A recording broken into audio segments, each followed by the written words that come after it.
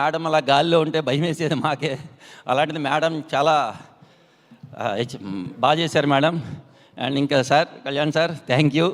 ఇంకా నేను ఇలా ఇక్కడ నుంచోడే కారణమైన ముఖ్య వ్యక్తుల్లో శ్రీకాంత్ విశ్వ ఒకళ్ళు చాలా బాగా సపోర్ట్ చేశారు సార్. అండ్ మా fight masters Ramakrishna master interval block ఎరగొట్టేశారు, క్లైమాక్స్.